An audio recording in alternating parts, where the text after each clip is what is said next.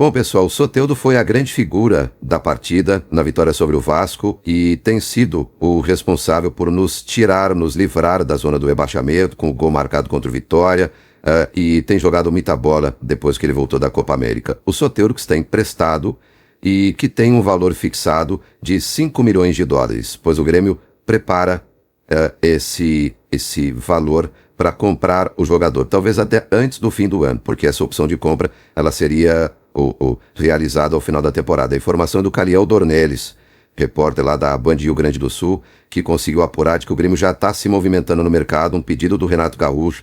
A diretoria também entende que é um jogador muito importante, fundamental, que ele precisa ser administrado, ele precisa ser controlado, porque no extracampo ele, enfim, tem alguns problemas, existe o combo Soteldo, mas existe um consenso de que dentro de campo ele resolve. Então, o Grêmio já está se mobilizando para adquirir os direitos, para não perdê-lo, né, ao final da temporada e ter o Soteldo por mais tempo. Ele se identificou com a torcida, ele é muito carismático, né, e ele tem feito gols. Então, por mais que ele tenha se atrasado na reapresentação depois da Copa América, por mais que ele tenha tido alguns problemas, saído irritado de algumas substituições, o Soteldo está resolvendo. E quando ele resolve, né, quando o jogador resolve, pronto, ele entra nas graças da torcida e ele se paga.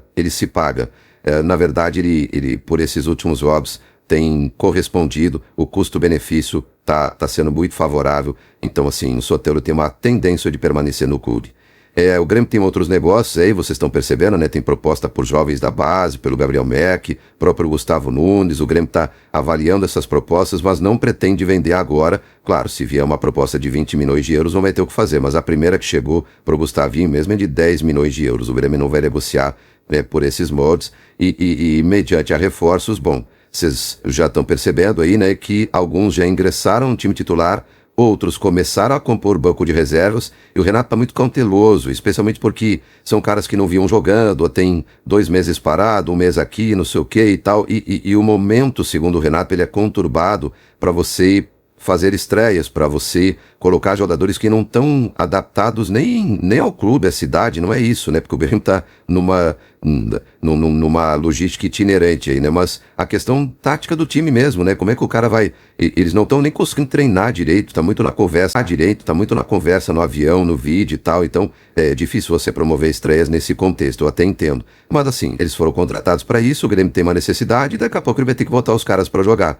Imagino até que no jogo contra o Atlético Paranaense, que é entre os jogos da Copa do Brasil contra o Corinthians, em que provavelmente o Renato vai dar um descanso para alguns titulares, eu acho que aí alguns desses novos reforços terão uma rodagem maior. O Miguel Monsalve, o próprio Matias Arezzo e até o Alexander Aravena, que de novo não vai ser relacionado para esse jogo contra o Corinthians. O Brett White, né, vamos abrasileirar aqui, o dinamarquês, já está treinando, mas no CT Luiz Carvalho. Como eu disse, o Grêmio está itinerante. O Grêmio não para e o Grêmio está em viagem o tempo inteiro. Ele está treinando à parte no CT Luiz Carvalho, mas não treinou com o grupo ainda. O Grêmio queria contar com ele para essa fase de oitavas de final da Copa do Brasil contra o Corinthians, mas precisa primeiro da regularização no BID, que ainda não aconteceu. E depois de, pelo menos uma atividade do cara com o grupo, né? Que também não aconteceu e não vai acontecer tão breve, né? Pelo menos até esse jogo de quarta-feira.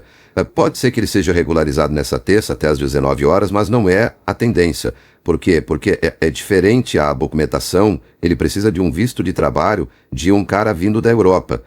Quando você tem aqui jogadores do mercado sul-americano, as relações elas são mais facilitadas e digamos assim, o processo é mais acelerado. No caso do dinamarquês, a coisa está um pouquinho mais demorada, e vai demorar um pouquinho. Então, assim, o Grêmio está tentando, está correndo contra o tempo. Ele fisicamente está com bons índices, com uma boa, digamos assim, uma boa leitura, boas informações relacionadas à questão física, mas tem a questão documental e a questão de treinar com o grupo, né? Então, se ele não for regularizado até terça, 19 horas, não é que ele não pode jogar o jogo da ida, ele não pode jogar nem o da volta, porque aí ele não pode jogar na fase de oitavas de final da Copa do Brasil.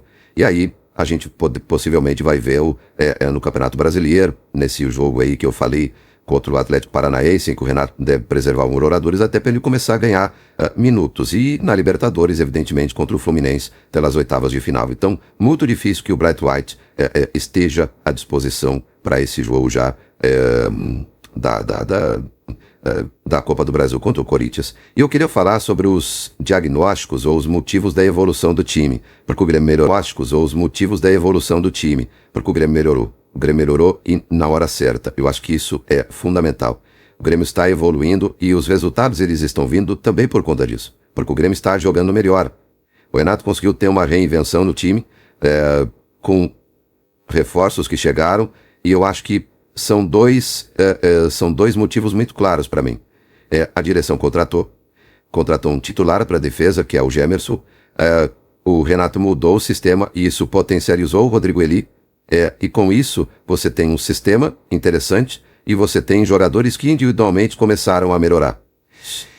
O Renato não precisou mais contar na emergência com nomes como JP Galvão e Everton Galdino.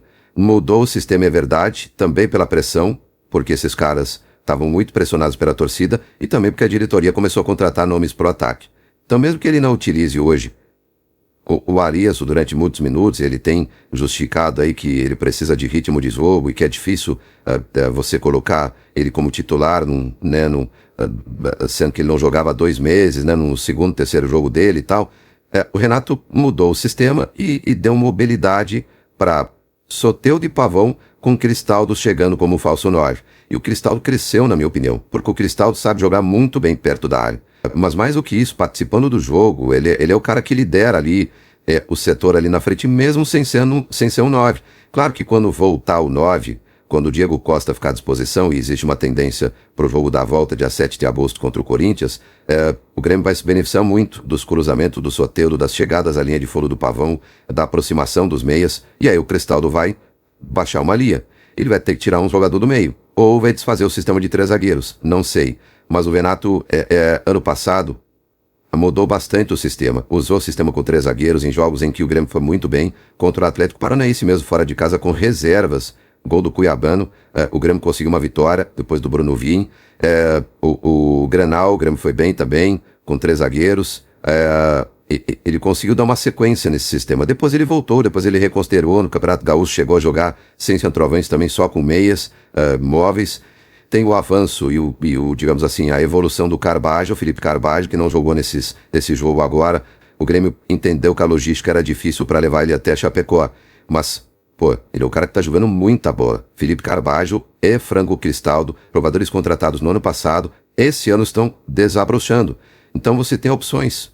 Porque você tem o Vijaçante, que é um monstro, é titular absoluto. Seria o Dodge, que cresceu. Você tem o Pepe, que é um cara importante, que caiu um pouco de produção, mas aí, com o avanço do Carbajo, você acaba ganhando opção no banco de reservas para mexer o time. O Duqueiroz realmente não tá performando e tudo mais. Mas você tem jogadores ali pro setor. Falta um reserva para o Cristaldo. E hoje tem o Miguel Monsalve, que ainda não estreou, mas que tem treinado muito bem e a gente pode ver ele na sequência. E o Arias, eu preciso ver mais desse cara, porque as referências eram ótimas e os poucos minutos que ele nos mostrou, ele mostra ser um cara muito interessante.